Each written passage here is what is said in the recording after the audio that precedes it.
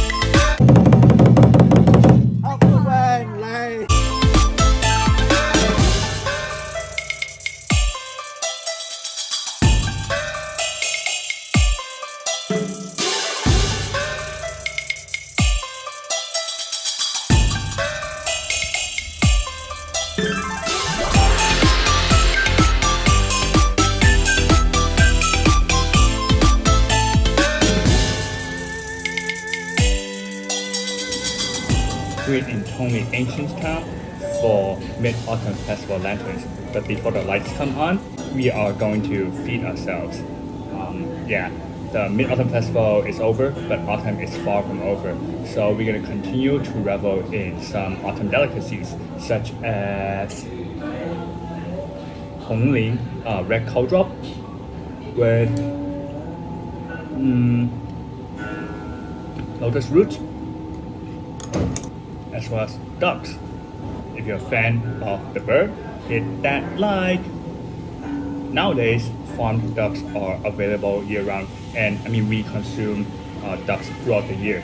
But back in the days, ducks were mainly consumed in fall and autumn because these are the seasons when ducks fatten up. Ducks are fed and are prized for their fats. And the colder weather makes the fattiness more tolerable.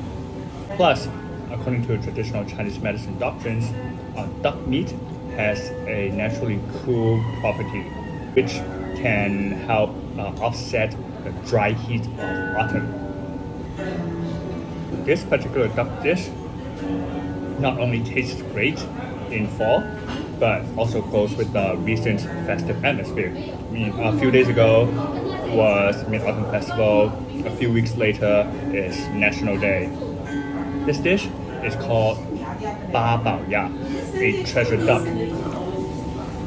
The festive aspect is manifested in the idea of treasures, referring to the wealth of ingredients stuffed inside.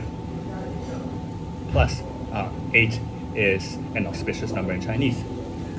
Hence, the babao ya is often featured on dining tables during celebratory or festive meals, or if you just want to truly treat your guests and demonstrate how much you value, treasure the friendship.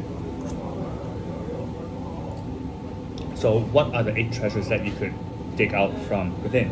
I'm sure traditions exist, but from what I could gather, it's sort of like recipes for Thanksgiving turkey stuffing. It's a chance for and a celebration of creativity. The choice and number of ingredients are really up to the chef. Usually, some components are chosen for savoriness and umami.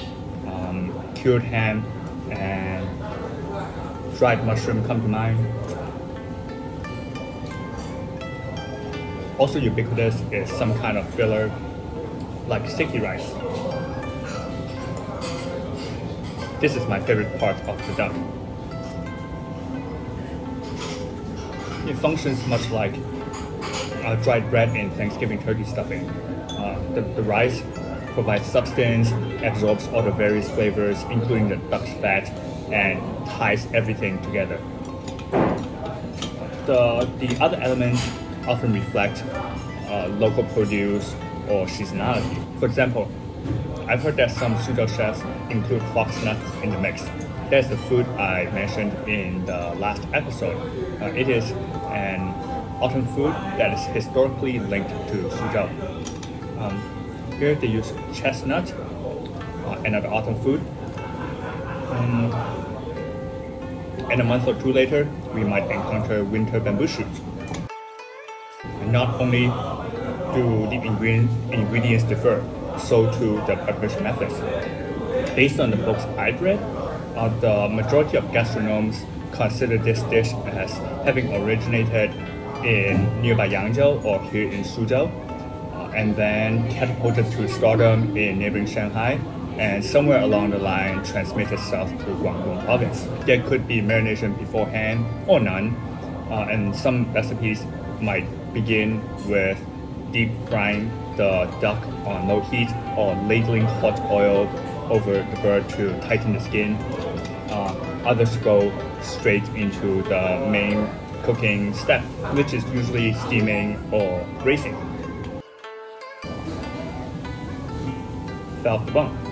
And despite all the differences, I think one universal requirement other than containing treasure is fall off the bone tenderness that rivals a complete canard. And mind you, this is a whole duck we're talking about here. We Chinese haven't simplified the process by using only the legs. Of course, not saying one is more duck delicious than the other. They're both scrumptious and sophisticated in their own ways. Also, when feasible, come and see the real beautiful China. Come dig into the babao ya, dig out the treasures inside and see what you find. Now it's time for me to do some digging myself. 再见